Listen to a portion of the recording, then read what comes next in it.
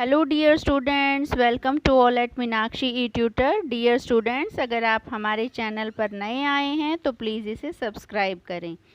प्यारे बच्चों, आज का जो हमारा टॉपिक रहेगा वो रहेगा सोशल चेंज। जैसा कि इसके नाम से स्पष्ट पता लग रहा है, यहाँ टू वर्ड्स यूज़ हुए हैं, society and change. It means society में होने वाला बदलाव। तो सबसे पहले हम यहाँ अलग अलग डिफाइन करेंगे उनको। सबसे पहले बात करते हैं चेंज की। चेंज का मतलब क्या है? To become different, to replace it with something new. And second thing is society. Here society means group of people. That's why social change may be defined as modification in the ways of doing and thinking of peoples. Or in a simple manner we can say social change is related with social structure. हाँ, हम एक छोटे से diagram के through आपको समझाने की कोशिश करते हैं कि जब भी व्यक्ति के अनुभव में परिवर्तन होता है, जब भी व्यक्ति के दृष्टिकोण में परिवर्तन होता है, उसके विचारों में परिवर्तन होता है या सोशल इंटरेक्शन में चेंजेस आते हैं, तो सोशल जो रिलेशन है उनमें चेंजेस आता है and then social structure change होता है। और जब सोशल स्ट्रक्चर चेंज हो जाता है तो हम कह सकते हैं दैट इज़ सोशल चेंज। प्यारे बच्चों, समाज में जब जब परिवर्तन होते हैं तो ऐसा नहीं है कि वो सिर्फ समाज के सामाजिक पहलू को ही प्रभावित करते हैं, उससे बहुत सारी चीज़ें प्रभावित होती हैं। जैसे यहाँ एक डायग्राम के थ्रू आप समझ सकते हैं कि इस सिस्टम से सबसे पहले इकोनॉमिक सिस्टम प्रभावित होता है, राजनीतिक सिस्टम जो है वो प्रभावित होता है, या हम कहें सोशल जो चेंजेस हैं उसकी वजह से रिलीजियंस जो है एस्पेक्ट्स वो चेंज होते हैं, मॉरल एस्पेक्ट्स चेंज होते हैं, या साइंटिफिक और टेक्नोलॉजिकल एस्पेक्ट्स चेंज होते हैं। कैसे चेंज होते हैं? जैसे सबसे पहले हम इकोनॉमिक एस्पेक्ट्स की बात करें तो वहाँ पे उद्योग धंधों में परिवर्तन आता है, लोगों की जीवन शैली बदलती है, या कृषि पर जो भारत की आर्थिक व्यवस्था आधारित थी वो उद्योगों पर आधारित हो गई है। अगर हम पॉलिटिकल सिस्टम की बात करें तो पहले जो है राजा लोगों का शासन होता था, लेकिन अब डेमोक्रेटिक सिस्टम है जहाँ पे हम धर्मनिरपेक्षता की बात करते हैं, समानता की, स्वतंत्रता की बात करते हैं। अगर हम रिलीजियस एस्पेक्ट्स की बात करें तो जैसे पहले धार्मिक संस्थाएं ही एक वोल पावर में थी, पोप का जो डिसीज़न है वो लास्ट डिसीज़न होता था, लेकिन जब हम मॉडर्नाइजेशन की, टेक्नोलॉजी की दौड़ में भाग रहे हैं तो इनका जो महत्व है वो थोड़ा सा कम हो गया है। फिर हम मॉरल एस्पेक्ट्स की अगर हम बात करते हैं तो जो हमारे नैतिक मूल्य हैं, विचार हैं, विश्वास हैं, इन सभी में चेंजेस आए हैं। और जब हम साइंटिफिक या टेक्निकल एस्पेक्ट्स की बात करते हैं तो इसकी वजह से तो समाज में क्रांति ही आ चुकी है। बहुत सारे आविष्कार किए हैं जिसकी वजह से दुनिया में अंतर्राष्ट्रीय संबंध हमारे कुछ बिगड़े हैं, कुछ सुधरे हैं, या हम एक दूसरे के बहुत नज़दीक हो गए हैं। अरे बच्चों, अब हम बात करते हैं कि जो सामाजिक परिवर्तन होते हैं उनके क्या कारण हैं या उनके क्या कारक हैं। फैक्टर और causes affecting social change in India. हम सभी जानते हैं कि कोई भी परिवर्तन या कोई भी घटना बगैर किसी कारण की घटित नहीं होती। जब भी हम सामाजिक परिवर्तन की बात करते हैं तो उसके भी बहुत सारे कारक हैं। जैसे हम यहाँ एग्जाम्पल लें, सबसे पहले हम बात करते हैं जोग्राफिकल फैक्टर की।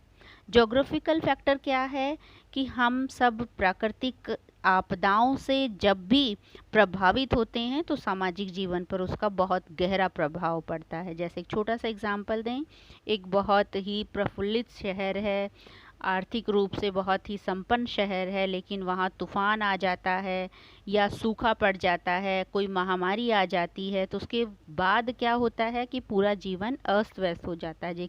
जैसे अगर हम लेटेस्ट एग्जाम्पल के तौर पे कोरोना महामारी की बात करें तो पूरा जो सिस्टम है वो चेंज हो गया है, लोगों की आर्थिक व्यवस्था उस पर प्रभाव पड़ा है। जोग्राफिकल फैक्टर है, आगे डायग्राम में समझने की कोशिश कीजिए। इसमें क्या क्या चीज़ें काउंट होती हैं? जनसंख्या काउंट होती है, वेशभूषा, खान पान, व्यवसाय, रहन सहन और स्वभाव पर भी इसका असर पड़ता है। जैसे हम सबसे पहले कंसेप्ट की बात करें जनसंख्या पर, तो जनसंख्या क्या है कि जैसे जो गंगा के आसपास का इलाका है, अगर हम अपने इतिहास से एग्जाम्पल लें तो सभ्यता की शुरुआत वहाँ क्यों हुई? क्योंकि वहाँ पे उपजाऊ ज़मीनें थीं। अगर हम आज भी किसी ऐसे एरिया की बात करते हैं जहाँ पे उपजाऊपन है तो वहाँ जनसंख्या ज़्यादा होती है ऑटोमेटिकली। वेशभूषा की अगर हम बात करें, जहाँ जलवायु गर्म होती है वहाँ के लोग सूती कपड़े पहनते हैं, जहाँ की जलवायु ठंडी होती है वहाँ के लोग गर्म कपड़े पहनते हैं। जैसे रशिया का अगर हम एग्ज़ाम्पल लें तो फर वाले कोट पहनते हैं वहाँ पे, जो शरीर को गर्म कर देते हैं। अरब देशों का एग्ज़ाम्पल है, जहाँ तूफ़ान आते हैं तो उनकी जो वेशभूषा है वो सिर से पाँव तक होती है और कई बार कानों को और मुंह को भी ढक लेती है। जब हम खान पान की बात करते हैं तो भौगोलिक कारकों के का जो लोगों का खान पान है उस पर भी प्रभाव पड़ता है। जैसे मद्रास अगर हम भारत में एग्जाम्पल दें तो मद्रास समुंदर के निकट है तो लोग वहाँ पर मछली का ज़्यादा प्रयोग करते हैं, और जो गंगा नदी के निकट रहने वाले भारतीय हैं वो शाकाहारी हैं। जब हम व्यवसाय की बात करते हैं तो जैसे अभी एग्जाम्पल दिया, जो तटीय इलाके हैं वहाँ के लोग मछली पकड़ने वाले होते हैं या जहाज़ों में काम करने वाले होते हैं। जो हिमालय के नज़दीक लोग हैं वो शिकारी होते हैं, और जो गंगा के किनारे हैं आसपास वहाँ के लोग किसान होते हैं। इसी तरीके से स्वभाव पर क्या फ़र्क पड़ता है कि ठंडे इलाकों में लोग मेहनती होते हैं, मिलनसार होते हैं, लेकिन जब हम गर्म देशों की तरफ चलते हैं तो वहाँ के लोग विचारशील, एकांत पसंद होते हैं। इस तरीके से हम कह सकते हैं कि जलवायु का लोगों के स्वभाव पर असर पड़ता है। सेकेंड पॉइंट में हम चर्चा करेंगे तकनीकी या वैज्ञानिक कारकों की। तकनीकी और वैज्ञानिक कारकों में हमें कहने में हिचक नहीं होती कि जैसे उन्होंने बहरों को कान दिए हैं, लंगड़ों को टांगे दी हैं, या अगर हम यूं कहें कि मृतकों को जीवन दिया है तो ये गलत नहीं होगा। जैसे हम एक छोटा सा एग्जाम्पल लें, कार के आविष्कार की कहानी। पहले कारों में हैंडल होता था, तब कार केवल पुरुष ही चलाते थे, लेकिन अब कार सेल्फ स्टार्ट होती हैं तो स्त्रियां भी कार चलाने लगी हैं। अब नेचुरल सी बात है, लोगों के रहन सहन में बदलाव आया है। पहले जो स्लम एरिया थे वहाँ पे टेक्नोलॉजी नहीं थी, लेकिन अब स्लम एरिया में भी लोग मोबाइल्स इस्तेमाल करने लगे। इसका मतलब क्या है कि चेंज हुआ है। अगर हम इकोनॉमिक फैक्टर की बात करें तो हम कह सकते हैं कि पहले कृषि से आय होती थी, लेकिन अब उद्योग धंधों से हम अपना इनकम करने लग गए हैं।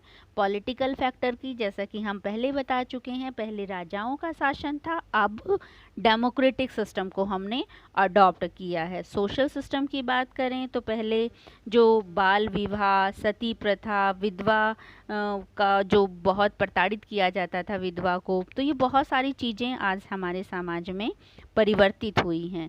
अगर हम अपनी सांस्कृतिक परंपराओं की बात करें तो जो पहले सत्य थे, विचार थे, मूल्य थे, उन सब में भी कुछ ना कुछ मॉडिफिकेशन हम आज हर रोज देख रहे हैं। जैसे इस डायग्राम में आप समझने की कोशिश कीजिए कि इसके पीछे जो कारण हैं, कारक हैं, वो कौन से हो सकते हैं। वेस्टर्नाइजेशन, इंडस्ट्रीज़, अर्बनाइजेशन, मॉडर्नाइजेशन और डेमोक्रेटिक सिस्टम। तो इस तरीके से बहुत सारी ऐसी चीज़ें हैं जिससे समाज में बदलाव आते हैं।